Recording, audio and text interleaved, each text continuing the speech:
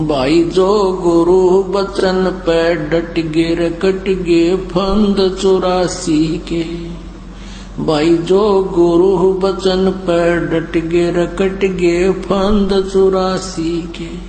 Cut गे फंद 84 के, रकट गे फंद 84 के। उस परमेश्वर ने वहां सृष्टि रचना सुनाई।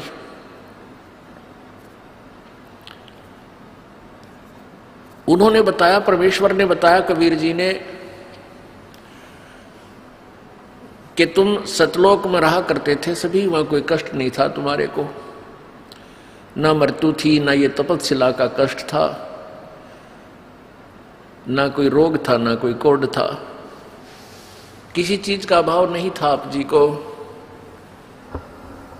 तुम अपनी गलती से यहां काल के जाल में फंस गए।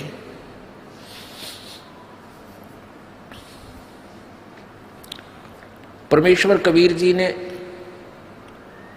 सृष्टि रचना सुनाई। वो सृष्टि रचना ये दास आपको सुनाएगा। परमेश्वर द्वारा दिया हुआ ज्ञान इस दास के वचनों में। सर्वप्रथम केवल एक ही लोक था जिसको अकय लोक बोलते हैं, अनामी लोक कहते हैं। उसमें परमेश्वर कबीर जी अकेले थे। उसके बाद उस परमेश्वर ने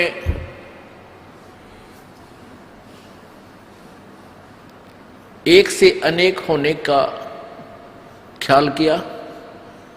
उसके लिए उस परमेश्वर ने अकय लोक से नीचे के 3 लोकों की और रचना की।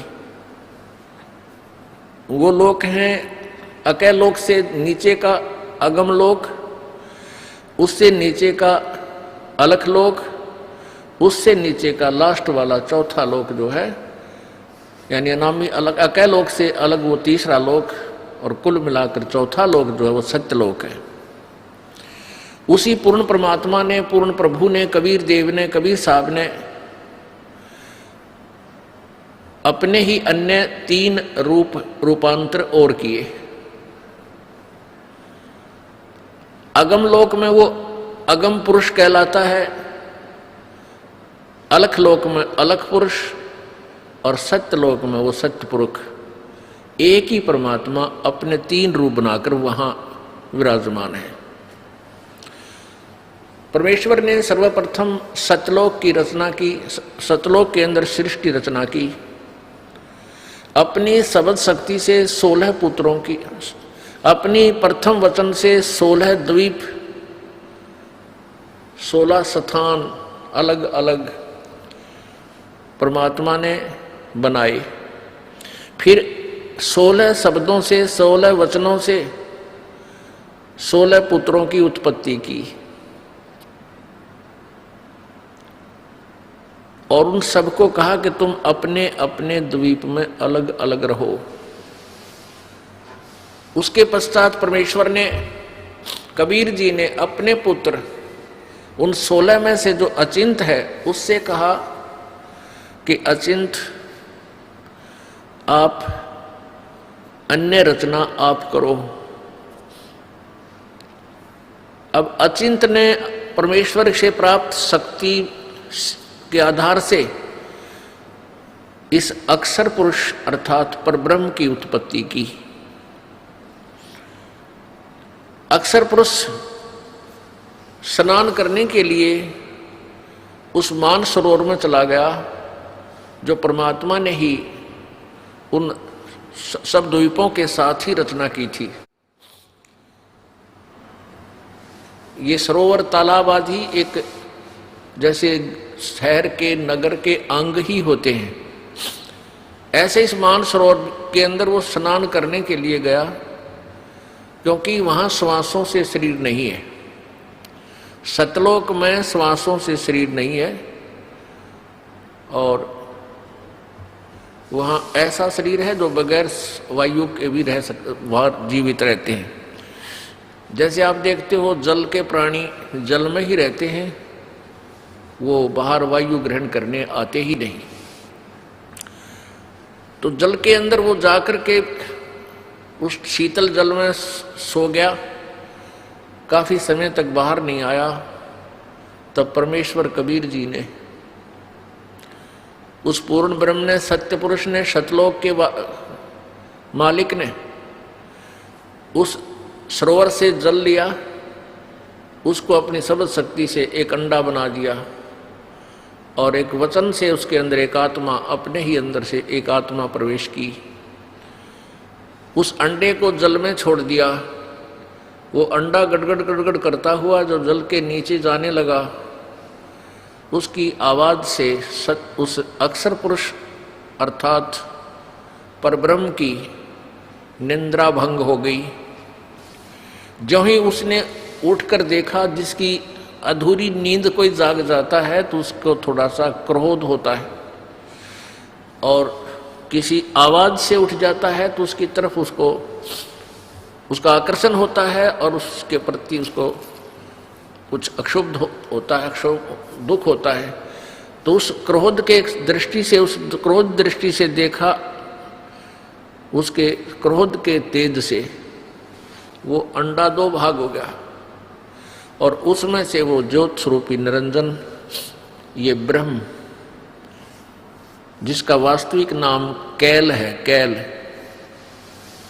काल, ये आगे चल के प्रसिद्ध हुआ। तो वो ज्योति निरंजन ब्रह्म निकला। आकाशवाणी की परमेश्वर ने कि तुम अक्षर पुरुष, तुम निंद्रा में थे, तुझे जगाने के लिए सब ये क्रिया करनी पड़ी, तुम दोनों बाहर आओ। दोनों बाहर आए, प्रणाम किया। परमेश्वर ने कहा कि जाओ तुम दोनों अचिंत के द्वीप में रहो। आदेश पाकर के दोनों वहां चले गए अचिंत के द्वीप में। उसके बाद परमात्मा ने कहा कि अचिंत, तेरे बस का नहीं है सृष्टि रचना करना, आगे से सब रचनाएं मैं स्वयं करूंगा। परमात्मा ने ये लीला इसलिए की थी कि ये बालक कहीं बाद में अपना जीवन कर्म ना बिगाड़ लें, इनकी फड़क निकाल दूं, इनका भ्रम मिटा दूं कि समर्थ ही कार्य सब कर सकता है, जीव के बस का नहीं। अचिंत चुपचाप बैठा रहा, अक्षर पुरुष वहां जा करके सो गया, उसके बस की बात नहीं, इसको कैसे जगाऊं। तो जीव जीव ही रहेगा और पीव पीव ही है, परमात्मा परमात्मा ही होता है। इसलिए परमेश्वर ने कहा कि अब तुम बीच में टांग मत अड़ाना, तुम्हारे बस का नहीं है कुछ भी, मैं स्वयं ही सब करूंगा। इससे परमात्मा ने उसके बाद हम सभी आत्माओं को, असंख्य आत्माओं को अपनी वचन शक्ति से वहां सतलोक में भर दिया। हम सभी वहां आनंद से रहने लगे। वहां कोई दुख नहीं था, कोई कष्ट नहीं था, किसी चीज का अभाव नहीं था। सब भंडारे भरे रहते हैं, काजू किस्मत सेब संतरे, वहां के जो फल हैं, मेवा है, वो सदाबहार बाग हैं। अमृत आहार है, अमृत ही वहां का जल है। और कोई काम नहीं, ये नाड़ी वाला शरीर नहीं, शुक्रम अकायम असनाविरम। वहाँ हमारा जो शरीर है वो बगैर स्नायु का है, और ये माता पिता के योग से बने हुई शुक्र से बना हुआ हमारा शरीर नहीं है। तो वहाँ कोई रोग नहीं, कोई बीपी हाई ना, कभी लो नहीं, किसी प्रकार का कोई शुगर नहीं, ना वहाँ कैंसर, ना फेफड़े खराब हो, ना गुर्दे खराब हो, कोई भी कष्ट नहीं, किसी चीज़ का अभाव नहीं, कोई काम नहीं, सुंदर आहार, सदाबहार बाग, हर चीज़ वहाँ उपलब्ध रहती है। चार मुक्ति जहाँ चंपी करती माया होरी दासी, दास गरीब अभय पद पर से वहाँ मिले राम अविनाशी। वहाँ जहाँ जैसे यहाँ की चौथी मुक्ति ब्रह्मलोक में जाना होता है, वहाँ पर अपने पुण्यों के आधार से कुछ दिन स्वर्ग के अंदर वो सुविधाएं जो प्राप्त हैं, जैसे होटल में जाके अपनी ही पूंजी से ये प्राणी सुविधाएं प्राप्त करता है, और पूंजी समाप्त होने के बाद फिर अपने कर्म क्षेत्र में आ जाता है जहां वो काम करता है। इसी प्रकार स्वर्ग महास्वर्ग चौथी मुक्ति जो प्राप्त करते हैं यहाँ की साधना से, वो ऐसा समझो जैसा शिमला के अंदर कोई सेठ साहूकार व्यक्ति, धनी व्यक्ति गर्मियों के दिनों में 2 महीना विश्राम करावे, अपने 20-30 हजार रुपये ले जावे और सब अपनी जेब से खाओ पियो मस्ती मारे, बर्बाद करके वापस अपनी फिर दुकान पा बैठे, फिर कर्म करे, फिर पैसे बचावे, अगली गर्मियों में फिर 2 महीने घूमे आवे। ऐसा यहाँ की स्वर्ग महास्वर्ग अर्थात ब्रह्मलोक तक की उपलब्धि है, प्राप्ति है।